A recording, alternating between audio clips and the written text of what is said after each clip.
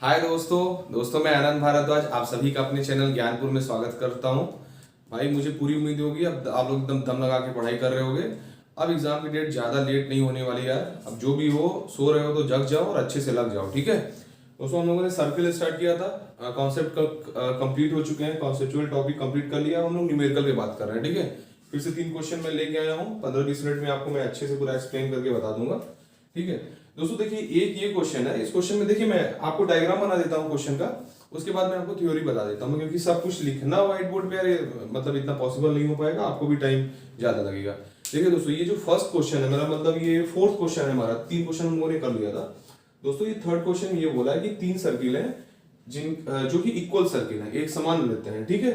इनका रेडियस ए है, सभी का मतलब क्या है, रेडियस ए है। एक दूसरे को ये टच कर रहे हैं आपस में। ये तीनों सर्किल क्या है, एक दूसरे को आपस में टच कर रहे हैं। एक समान सर्किल है तो क्या होगा, एक समान वृत्त है तो क्या होगा, इनकी त्रिज्याएं भी आपस में सेम होगी। त्रिज्याएं आपस में सेम होगी यानी इसकी त्रिज्या ए है तो इसकी भी है, इसकी भी ए है। इस क्वेश्चन में पूछा क्या है दोस्तों कि जो इन तीनों वृत्तों द्वारा, इन तीनों सर्किल के द्वारा जो कॉमन एरिया है, जो इन तीनों के द्वारा जो ढका हुआ ये क्षेत्र है ना, ये आप देख रहे होगे, ये वाला जो एरिया है, ये आप ये वाला जो देख रहे हो ना, ये वाला इतना, इनके द्वारा, ये तीनों सर्किल के द्वारा ये जो ढका हुआ क्षेत्र है, ये जो एरिया है, इसका हमको क्षेत्रफल इस क्वेश्चन में निकालना है, ठीक है। देखिए इस क्वेश्चन को एक्चुअली मैंने फ्रेम किया है इस तरीके से, क्योंकि जो ये क्वेश्चन है दोस्तों मैं करा रहा था, मैं सोचा मैं न्यूमेरिकल वैल्यू लेके कराऊं, लेकिन मैं ये लेके इसलिए करा रहा हूँ कि आपको एक जनरलाइज एक्सप्रेशन मिल जाएगा। उससे क्या होगा, आपको कोई भी क्वेश्चन एग्जाम में आता है ऐसा जिसमें ये बोलेगा कि एक सर्किल है और 3 सर्किल है, आपस में एक दूसरे से टच कर रहे हैं और सब इक्वल सर्किल हैं, इनकी त्रिज्याएं 2 सेंटीमीटर या 4 सेंटीमीटर है, ऐसे दे देगा। इक्वल सर्किल है तो 2 सेंटीमीटर है तो तीनों सर्किल का क्या होगा, रेडियस 2 सेंटीमीटर होगा। 3 सेंटीमीटर रेडियस बोलेगा तो तीनों सर्किल का क्या होगा, रेडियस आपस में 3 सेंटीमीटर होगा। तो हमें देखिए इसमें करना क्या है, मैं ए मान के चल रहा हूं, मैं क्वेश्चन में ए मान के सॉल्व कर रहा हूं। अब क्वेश्चन यदि कुछ भी आएगा एग्जाम में, कुछ भी दे देगा रेडियस, चाहे 2 सेंटीमीटर दे दे, चाहे 4 दे दे, चाहे 10 दे दे, चाहे 15 दे दे, अब इसका एक्सप्रेशन जो आएगा उसमें वो वैल्यू पुट करके आप आंसर निकाल लोगे, ठीक है। तो देखिए हम लोग क्वेश्चन क्या करते हैं, अब इसमें करते हैं। तीनों का क्या है, रेडियस क्या है, ए सेंटीमीटर है। अच्छा, यहां से यहां तक की दूरी क्या है, ए है। और मान लीजिए इसका सेंटर ये है दोस्तों, तो यहां से यहां तक की दूरी क्या है, ए है, ठीक है। ये जो दूरी है भाई, ये भी ए है, मतलब ये ए है, ये भी ए है, ये भी ए है। अच्छा, ये जो दूरी है, ये भी क्या है, आपस में ए है कि नहीं। अच्छा, इस सेंटर का दोस्तों जो ये वाली जो दूरी होगी, ये भी क्या होगी, आपस में ए होगी। और यहां से यहां तक की दूरी भी क्या होगी, आपस में ए होगी, क्योंकि तीनों सर्किल क्या है, इक्वल सर्किल है, एक समान वृत्त है, तो तीनों का रेडियस क्या होगा, सेम होगा। अच्छा, तो आप अब देख रहे होंगे ये जो दूरी है यहां से यहां तक की, ये क्या है, 2a बन गई। हाँ, ये जो दूरी है ये भी आपकी 2a बन गई, और ये वाली जो दूरी है ये भी आपकी क्या बन गई, 2a बन गई। अच्छा, अब ये देखो तीनों जब साइड आपस में बराबर है कि नहीं, इस ट्रायंगल का तीनों साइड क्या आपस में बराबर है, ये भी 2a है, ये भी 2a है, और ये भी क्या है, 2a है। तीनों की लंबाई है 2a है, तो ये क्या हो गया, एक हमारा इक्विलेटरल ट्रायंगल हो गया। ट्रायंगल में मैंने बता रखा था तीनों साइड्स बराबर होंगी तो वो क्या होगा, इक्विलेटरल ट्रायंगल होगा। ये क्या बन गया, इक्विलेटरल ट्रायंगल बन गया। इक्विलेटरल ट्रायंगल के एरिया का फॉर्मूला मैंने आपको बताया था, √3/4a² होता है। मैं जस्ट रिकॉल करा रहा हूं आपको, ठीक है। अब हमारा क्वेश्चन देखिए क्या है। क्वेश्चन है भाई हमारे ये पूछा है कि मैं इसका एरिया निकालना है, ये वाला जो एरिया है ना, ये जो इतना जो ब्लू कलर आपको दिख रहा है ना, ये ब्लू कलर का, इसका एरिया निकालना है।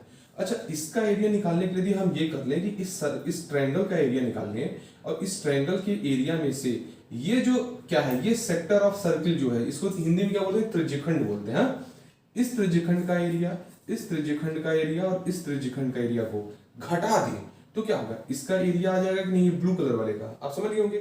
इस ट्रायंगल के एरिया में से ये जो 3 सेक्टर ऑफ सर्किल है, सेक्टर ऑफ सर्किल इसको बोलते हैं ना, इस तीनों सेक्टर ऑफ सर्किल को के एरिया को घटा दें तो क्या होगा, ब्लू कलर वाले का एरिया आ जाएगा।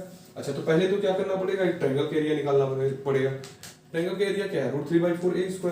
तो ट्रायंगल का एरिया भाई पहले हम निकाल लेते हैं। चलो इसको मान लेते हैं a, इसको b, इसको c मान लेते हैं। तो ट्रायंगल का एरिया क्या गया, abc का एरिया क्या होगा, abc का एरिया क्या होगा, √3/4, a² क्या है, 2a का स्क्वायर, यानी कि 2a का स्क्वायर, यानी कि √3/4 × 4a², यही तो आएगा ना। अब ये आपका कट गया तो क्या बचा, आपका बचा भाई √3 ए स्क्वायर। ये क्या आ गया, इस ट्रायंगल का एरिया आ गया। अच्छा, जब मैं सर्किल की क्लास पढ़ा रहा था तो सेक्टर ऑफ एरिया निकालना मैं उसमें नहीं बताया था, क्योंकि अननेसेसरी हमारा वहां टाइम जाता। मैं इसमें मेरे दिमाग में था कि ये क्वेश्चन मुझे करना है। तो दोस्तों ये जो अब देखिए, आप समझिए बात को।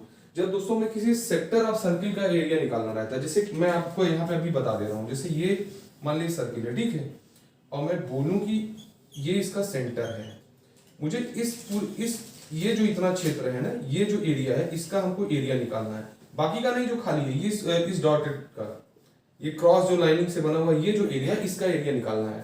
तो दोस्तों इसका फॉर्मूला क्या होता है, यदि आपका रेडियस यदि आर है, क्या है रेडियस, आपका जो सेक्टर, ये क्या है, सेक्टर ऑफ सर्किल है, सेक्टर ऑफ सर्किल का रेडियस क्या है, आर है, रेडियस इसका, ठीक है। इसका दोस्तों में यदि फॉर्मूला बनाना रहता है, और मान लीजिए ये जो एंगल है, ये जो आर्क है, ये जो इतना चाप है, इस सेंटर में कितना कोण बना रहा है, मान लीजिए ये बना रहा है आपको, मैं यहां ऐसे करके लिख रहा हूं, थीटा कोण बना रहा है, कितना थीटा एंगल बना रहा है, ब्लैक कलर से कर दूंगा तो आपको समझ में आएगा। ये मान लीजिए थीटा कोण बना रहा है, तो इस एरिया इसका क्या होता है भाई, आपका एरिया क्या होता है, पाई आर स्क्वायर। अच्छा देखिए, पाई आर स्क्वायर एरिया होता है पूरे सर्किल का, लेकिन जब हम इस सेक्टर के एरिया की बात कर रहे हैं, तो दोस्तों ये जो सेक्टर एरिया है क्या है, थीटा डिग्री है ना, तो ये क्या हो जाता है, theta by 360 into pi r square, ये आता है सेक्टर ऑफ एरिया।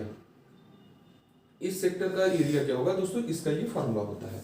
अच्छा, अब हमको क्या करना है, अब आपको ये समझना है यहाँ पे, ये जो इक्विलेटरल ट्रायंगल बन रहा है, ए बी सी क्या बन रहा है, एक इक्विलेटरल ट्रायंगल बना रहा है। इक्विलेटरल ट्रायंगल में क्या होता है, तीनों कोण आपस में क्या होते हैं, बराबर होते हैं, यानी कि ये कोण भी क्या है आपका, ये आपका क्या है 60 डिग्री है, ये भी आपका क्या है 60 डिग्री है, और ये भी क्या है आपका 60 डिग्री है। अच्छा, जब एंगल बराबर है और रेडियस भी बराबर, इस यदि सेक्टर की मैं बात करूं, इस वाले केवल सेक्टर की दोस्तों, तो ये एंगल क्या है 60 डिग्री और रेडियस क्या है ए। अच्छा, इस सेक्टर की बात करूं तो इसमें भी क्या होगा, सेंटर एंगल 60 डिग्री, रेडियस क्या है ए। इस वाले की बात करूं इसमें भी क्या होगा, सेंटर का ये एंगल 60 है, और ये रेडियस कितना है, ए दे रखा है, ठीक है। अच्छा, अब आप ये समझ रहे होंगे, यदि हम एक का एरिया निकाल के यदि 3 से मल्टीप्लाई कर दें तो तीनों का एरिया हमारा आ जाएगा। तीनों सेक्टर का एरिया कैसे आ जाएगा, यदि हम एक सेक्टर का एरिया निकाल के उसमें 3 से मल्टीप्लाई कर दे तो तीनों का एरिया आ जाएगा तीनों का एरिया। और हमने जो ये ट्रायंगल है दोस्तों ए बी सी, इसका एरिया हमने ऑलरेडी निकाल रखा है, जो हमारा ये आया है, और इस एरिया में से जो हम निकालेंगे 3 इंटू दिस एरिया माइनस कर देंगे तो हमारे ये ब्लू कलर वाला एरिया आ जाएगा। यही हमारे क्वेश्चन में निकलना है। अच्छा, हम इसमें इसका एरिया, जो सेक्टर का एरिया निकालना, मैंने आपको क्या बताया, यही बताया ना कि ये आर्क दोस्तों, ये जो यहां से यहां तक की जो ये आर्क है, मान लीजिए मैंने बोल दिया ए और बी, ये ए बी आर्क इस सेंटर कितना एंगल बना रहा है, थीटा, रेडियस क्या है आर, तो theta by 360 into pi r square, यही होता है आपके सेक्टर का एरिया। अब यहाँ पे ये क्या है, थीटा 60 डिग्री है कि नहीं, 60 डिग्री है कि नहीं, 60 डिग्री है। अच्छा भाई चलिए 60 डिग्री है, अपॉन 360 कर दिए इंटू पाई कर दिए, आर क्या है, ए है ना, ए है ना, तो ये ए स्क्वायर हो जाएगा, यही तो होगा। अच्छा, अब आप इसको काट दीजिए, 6 टाइम जाएगा तो ये क्या आया आपका, ये आया आपका 1/6 पाई ए स्क्वायर, ठीक है, ठीक है। इसको आप ऐसे भी कर दो या इसको आप ऐसे कर दो, पाई ए स्क्वायर अपॉन 6 आ गया किसका, एक सेक्टर का एरिया आ गया। बट हमारे यहाँ सेक्टर कितने हैं, 1 2 3, 3 है, तो इसमें क्या करना पड़ेगा, 3 से मल्टीप्लाई करना पड़ेगा, ये कटेगा, क्या आया आपका पाई ए स्क्वायर अपॉन 2, ये आ गया ना। अच्छा, अब आपको पता चल गया तीनों जो सेक्टर है इनका एरिया क्या आया, पाई ए स्क्वायर। पूरे ट्रायंगल का एरिया कितना आया, √3a स्क्वायर। अब इस बड़े वाले में से, इस पूरे ट्रायंगल के एरिया में से दोस्तों इस सेक्टर के एरिया को घटा देंगे तो ब्लू कलर वाला एरिया आ जाएगा। तो जो हमारा जो ब्लू कलर वाला एरिया है वो क्या होगा, ब्लू कलर वाला डायग्राम हमारा देखिए कैसे बना है, ऐसे बना है ना, ये देख रहे हो आप, ऐसे बना है, हाँ ऐसे, इसी का तो एरिया हम लोग निकाल रहे हैं ना, तो इसका एरिया क्या आ गया, इस एरिया में से इस एरिया को घटा देना है आपका, √3a स्क्वायर माइनस पाई ए स्क्वायर अपॉन 2, यही तो करना है। अच्छा, ये आ गया ना। अब इस इक्वेशन में से ये इतना है, इसको अलग कर दे रहा हूं मैं, ठीक है। इसको आप इससे ना जोड़िएगा, ये अलग है, ये अलग है, मैंने आपको पहले बता दिया था, हाँ।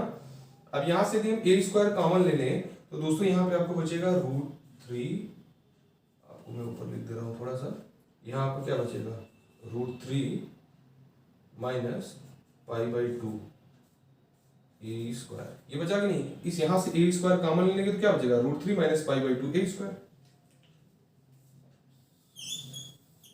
ये आपका क्या आ गया, एरिया आ गया। अब इसको चाहे तो आप और भी आप सिंप्लीफाई कर सकते हो, ठीक है। इसको आप और भी सिंप्लीफाई करोगे तो ऊपर जाएगा तो क्या आएगा, 2√3 minus pi by 2, 2√3 minus pi by 2 into A square भी कर सकते हो। अब देखिए ये जो एक्सप्रेशन आया है ना भाई, ये जनरलाइज एक्सप्रेशन आपके लिए आ गया। इससे आपको फायदा क्या है होगा, यदि कोई, अब ये जो एरिया है इस ब्लू कलर वाले का एरिया है। अब आपको कोई भी क्वेश्चन यदि इस टाइप का कोई फ्री फ्रेम होता है जिससे बोल देगा कि 3 सर्किल है, उनका रेडियस 2 सेंटीमीटर है या 4 सेंटीमीटर या 6 है, आपको कि बस क्या करना पड़ेगा, एक ही मान में चेंज करना रहेगा। रेडियस 2 सेंटीमीटर बोल रहा था, 2 बोल के इसमें आंसर निकाल दो। 3 बोल दिया रेडियस तो एक की जगह 3 रख के आंसर निकाल दो।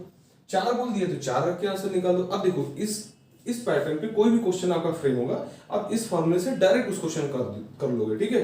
बाकी मैंने इसका कॉन्सेप्ट भी आपको बता दिया आपको कैसे करना है, ठीक है। तो ये तो रह गया हमारा ये वाला क्वेश्चन हो गया। हाँ, अब आते हैं हम ये एक नेक्स्ट क्वेश्चन है।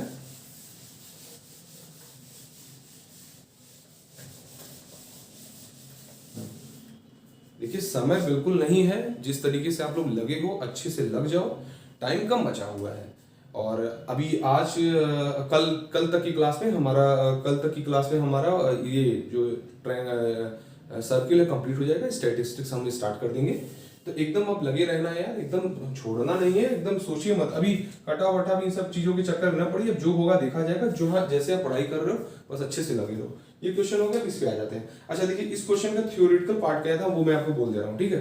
क्वेश्चन में ये था एक्चुअली दोस्तों, एक हॉर्स है, ठीक है, वो एक पोल से क्या हुआ है, बंधा हुआ है। हाँ, और जिस पोल से वो हॉर्स बंधा हुआ है, घोड़ा बंधा हुआ है, वो क्या कर रहा है एक्चुअली, वो क्या कर रहा है दोस्तों, इसमें लेंथ ऑफ रोप की वैल्यू पूछा है कि वो एक रस्सी से क्या हुआ है, हॉर्स बंधा हुआ है पोल से। अब क्या है, यदि मान लीजिए ये पोल है, मान लीजिए आपका ये क्या है, पोल है आपका, ठीक है। इस पोल से हॉर्स बंधा हुआ है, किसी रस्सी से बंधा हो गया ना, इस क्वेश्चन में उसी रस्सी की लंबाई पूछ रहा है। बट क्वेश्चन किस तरीके से फ्रेम हुआ है कि जो दोस्तों ये इस पोल से हॉर्स बंधा हुआ है, वो क्या कर रहा है कि कितनी दूरी तक घास को खा पा रहा है। उसमें क्वेश्चन में ये दिया हुआ है कि क्वेश्चन में वो क्या है कि 88 मीटर तक की दूरी में वो क्या कर रहा है, वो घास को खा रहा है। 88 मीटर तक की दूरी में वो क्या कर रहा है, घास को खा रहा है। अब आप समझो कि यदि वो पोल से, यदि ये पोल है, पोल से हॉर्स बंधा हुआ है, मान लो उसकी रस्सी की लंबाई इतनी है, ठीक है। अब वो जब भी घास को खाएगा तो इसी शेप में खाएगा, ऐसे ही तो घास को खाएगा ना कुछ दूरी तक। तो उसमें क्वेश्चन में बोल रहा है कि वो 88 मीटर तक जो भी वो घास खा रहा है, जितनी भी डिस्टेंस वो कवर कर रहा है, ये 88 मीटर, इस 88 मीटर जो ये आर्क बना रहा है, ये आर्क जो है उसके सेंटर पे एक एंगल बना रहा है। उस एंगल का वैल्यू दे रखा है 72 डिग्री, ठीक है। अब इस क्वेश्चन में बस यही पूछ रहा है कि जो घोड़ा है वो जो पोल से बंधा हुआ है, उसके पोल की उसके रस्सी की लंबाई क्या है, ठीक है। अच्छा, अब आप देखो, आपने यहाँ पढ़ा था, मैं ये एक चीज इसमें और ऐड करना चाह रहा हूँ। जैसे ये क्वेश्चन आपने पढ़ा था दोस्तों कि यदि इसके सर्किल के सर्कमफ्रेंस की लंबाई निकालना रहता है तो हम क्या करते हैं, हम इसका फॉर्मूला क्या होता है, 2 पाई आर होता है ना। इस पूरे की लंबाई का क्या होता है, 2 पाई आर होता है ना, ठीक है। अच्छा, मैं यदि आपसे ये बोलूं कि मुझे इसका नहीं, मुझे सर्किल के केवल इस हिस्से की लंबाई बताइए, ये क्या होगा, तो आप क्या करोगे, आप बोलोगे भाई नहीं पता ऐसे। तो उसी के लिए क्या फॉर्मूला होता है मैं बता रहा हूँ। जैसे देखिए, जब दोस्तों सर्किल की ये बात करते हैं, जैसे मान लीजिए ये सर्किल का हिस्सा है, ठीक है, और मैं बोल रहा हूँ कि इस इतने ये जो आर्क है इसके द्वारा एंगल कितना बन रहा है, तो आप देखोगे कि ये जो आर्क है दोस्तों, यहाँ कोण कौन सा बना रहा है। आप देखोगे ये आर्क जो है यहाँ पे कौन सा कोण बना रहा है। जैसे मैं बोल दूं, ऐसे मैं डायग्राम बना दूं, अब मैं बोलूं, अब मैं यदि ये इतना हिस्सा यदि इसका मिटा दूं, ठीक है, तो क्या होगा, यहाँ पे रख दूं, ऐसे से मिला दूं, मैं पूछूं ये जो आर्क है दोस्तों, ये कितना एंगल बना रहा है सेंटर पे, हमको ये पता होना चाहिए। तब हमको क्या होगा कि सर्किल का हम सर्कमफ्रेंस निकाल सकते हैं। फार्मूला क्या है, 2 पाई आर है। अब इसमें यही होता है फार्मूला, देखिए ये जो एंगल बनाता है ना दोस्तों, यही आपका होता है θ/360 इंटू 2 पाई आर। ये क्या होता है आपका, ये आपका फार्मूला निकालने का होता है लेंथ ऑफ आर्क का। यदि आपको क्या होता है, ये देखिए होता है लेंथ ऑफ आर्क, ये जो आर्क बन रहा है इसकी लंबाई क्या होगी, इसकी लंबाई डिपेंड करेगी कि ये जो लेंथ ऑफ आर्क है ये सेंटर पे कितना कोण बना रहा है। मान लीजिए थीटा कोण बना रहा है तो θ/360 इंटू 2 पाई आर, यही करना है। अब इस क्वेश्चन में मैंने आपको ये क्यों बताया, क्योंकि इस क्वेश्चन का ये कॉन्सेप्ट यहाँ पे यूज होना है। अब आपको यदि ये क्या है, एक सर्किल का हिस्सा है ना, अब क्या है, हॉर्स क्या कर रहा है, इसी आर्क में तो घास को खा रहा है ना। तो मैं इसको ऐसे ऐसे कर दूंगा आपको जस्ट समझाने के लिए मैं ऐसे कर रहा हूँ। इसको मैं और क्लियर आपको क्लियर कर दे रहा हूँ। ये चीज आप देखिए दोस्तों, देखिए ये जो डायग्राम है ये क्या होगा, हॉर्स इसी पैटर्न में तो खाएगा ना। एक मान लो अब ये एक सर्कल बना हुआ है, तो हॉर्स क्या कर रहा है, इसी पैटर्न में चारों तरफ घूम के खाएगा वो। बट क्वेश्चन में क्या बोल रहा है कि वो जो 88 मीटर की दूरी तक जो वो खा रहा है, वो जो आर्क बन रहा है उसके खाने से, वो उसके सेंटर पे 72 डिग्री का एंगल बना रहा है।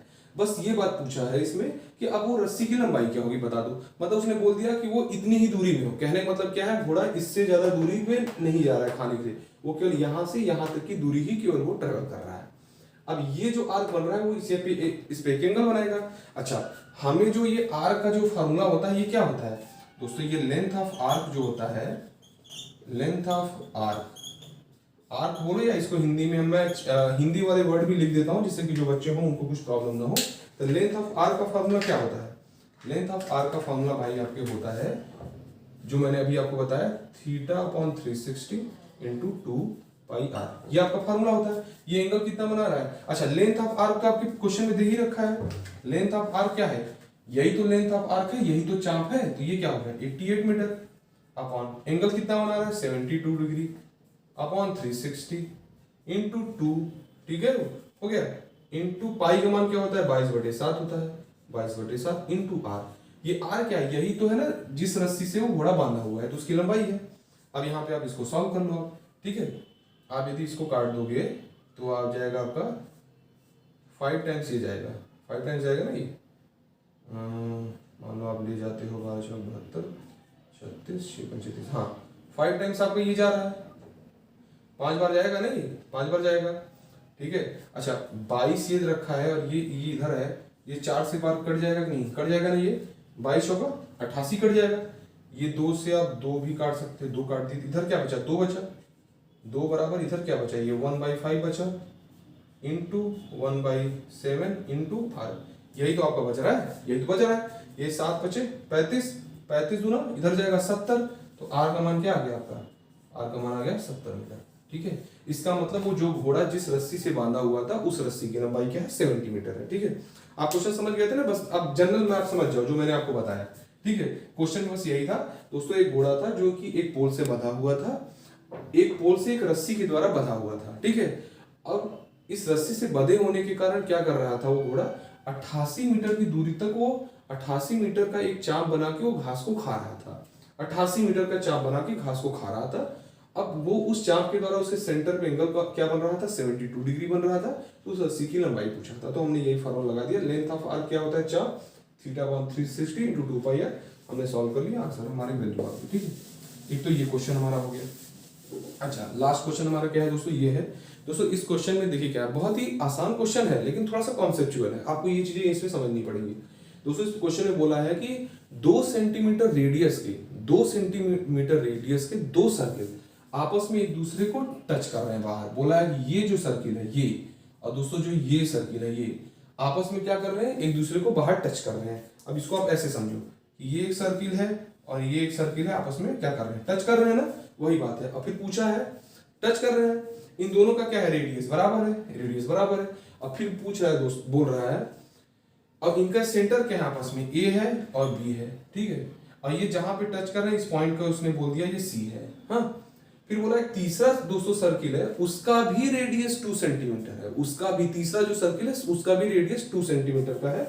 वो क्या कर रहा है, इन दोनों के जस्ट उन दोनों के सेंटर से पास हो रहा है। सेंटर मतलब एक का सेंटर यहाँ, एक का सेंटर यहाँ है, और दोनों के सेंटर से पास होगा तो ऐसे पास होगा, ऐसे पास होगा। अब बोल रहा है अब जो अब ये जो तीसरा सर्किल बना है दोस्तों, ये इस और इस सर्किल को डी पॉइंट पे और ई पॉइंट पे कट कर रहा है, मतलब इस पॉइंट पे इस पॉइंट पे कट कर रहा है।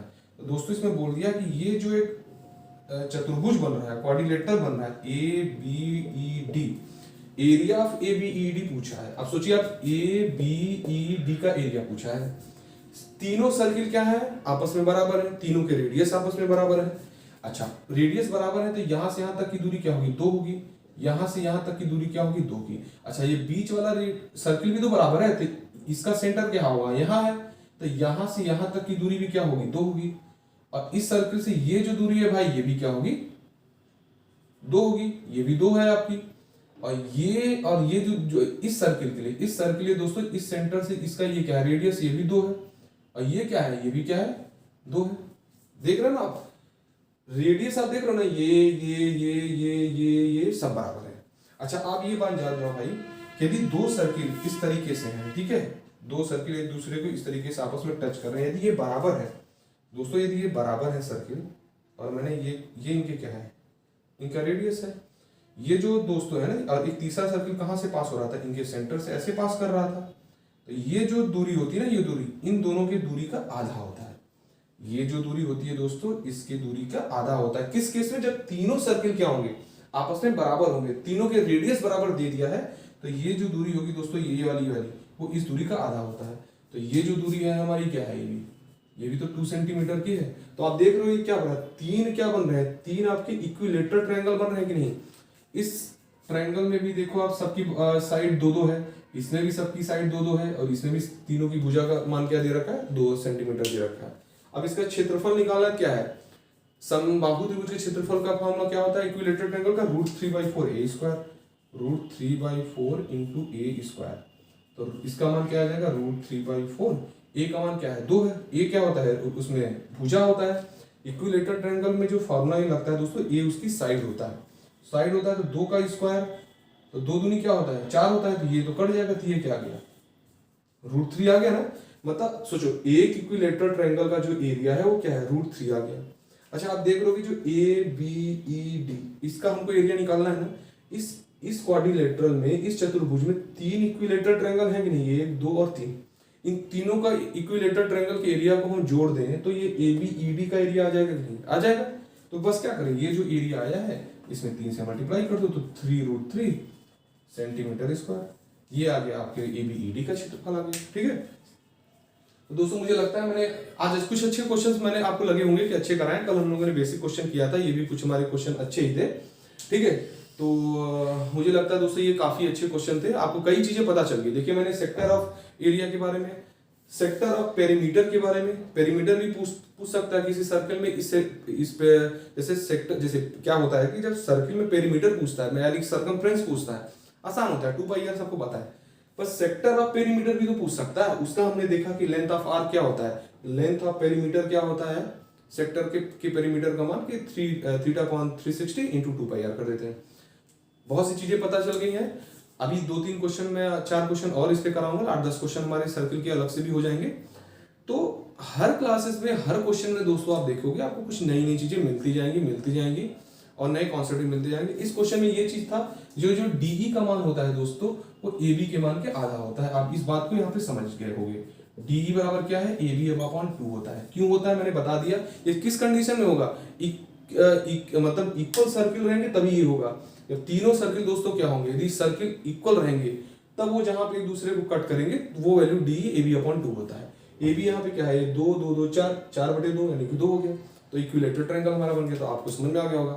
ठीक है दोस्तों, आपको मेरा वीडियो अच्छा लग रहा है तो और भी अपने दोस्तों को शेयर करिए, अच्छे से एकदम पढ़ाई में लग जाइए।